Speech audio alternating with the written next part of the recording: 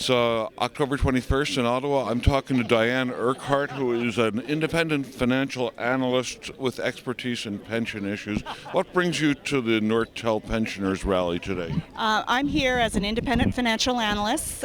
We've determined there's about $1.8 billion owed to the Nortel pensioners, to the long-term disabled, and to the people that have been terminated with unpaid severance.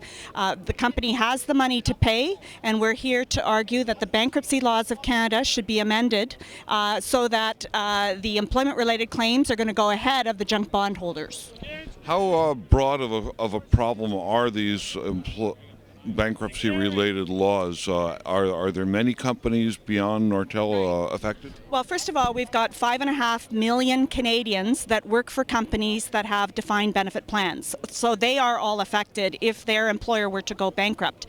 Most of the pension plans in Canada are now in deficit position as a result of the financial crisis. So we have Nortel, for example, which has a deficit in its pension fund of 31% at the moment. So when these companies go into bankruptcy, they have to eat that deficit and take a pension income cut unless they get money paid for from the company in order to make up the deficit. And of course, if the company's in trouble, making up that meeting that gap, making up that deficit is a real problem, isn't it? I think what Canadians need to realize is that a number of companies volunteer to enter bankruptcy protection for the sole purpose of avoiding the obligations of meeting the pension deficit or paying for the long-term disabled income. Nortel will have $6 billion of cash to disperse to its creditors, and that's going to be enough cash to pay for the claims of the Nortel Canadian pensioners and the long-term disabled and the severed. It's an issue of who pays. The money is there, it's just who gets the money. And so this is a fight that is going on between the junk bondholders of the major financial companies that potentially are in financial distress and the pensioners. And we say the pensioners, for all the good reasons of equity, that these are deferred wages. They gave up part of the wages in order to work for a company that had a defined plan. Those are firm commitments that were made, and no company should be entitled to walk away from those commitments when there's cash available to pay for them. Who are these junk bondholders that you refer to?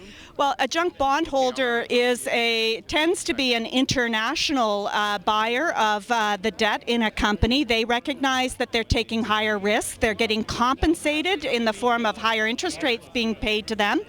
For the most part, they tend to be hedge funds or they're distressed debt specialized buyers. They are not pension funds themselves. Pension funds have to invest in investment grade companies, high quality companies that are able to meet all of their interest payments. But there's a substantial number of money managers in the world who specialize in distress situations.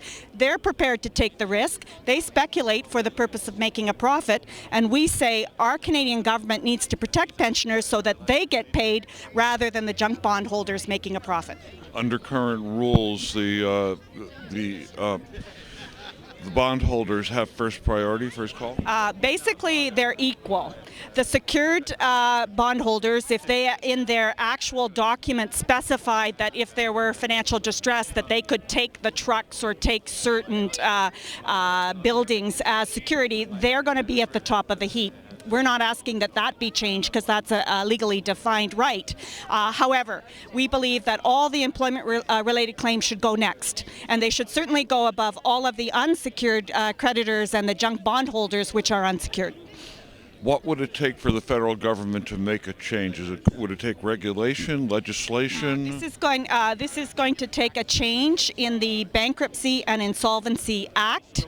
It's a change that they can choose to do, and they can do quickly and in enough time to assist the Nortel pensioners and long-term disabled. So it would take new legislation? Yes, this is a problem that cannot be resolved in the courtroom. Current laws will result in a cash settlement for the deficits owed to all of these employees as low as only 15%. So there's a certain amount of work that can be done in the courtroom to get an equal settlement with the rest of the unsecured creditors in the world. We'd like to see them get up to 45 cents on the dollar. But that's the best they can do without a law change. Why, in a crisis period like this, would the government not want to act on apparently sensible recommendations that are coming from the pensioners? Well, it would be shocking if they did not act, and Nortel, I think, is a precedent that shows that if you were a pensioner in the United States, you are guaranteed to receive your income up to $58,000 per year. If you're a Nortel pensioner in the United Kingdom, you're guaranteed up to $52,000. In Canada, we do not have a national insurance program, so this is an embarrassment for the country because we consider ourselves to be socially progressive and to have a strong social safety net. And for example, in the case of the Nortel disabled, they're going to go on to the CPP disability plan and get an income of $13,000 or less. And there isn't anybody in the country that can live on $13,000. Thank you very much, Diane. You're welcome.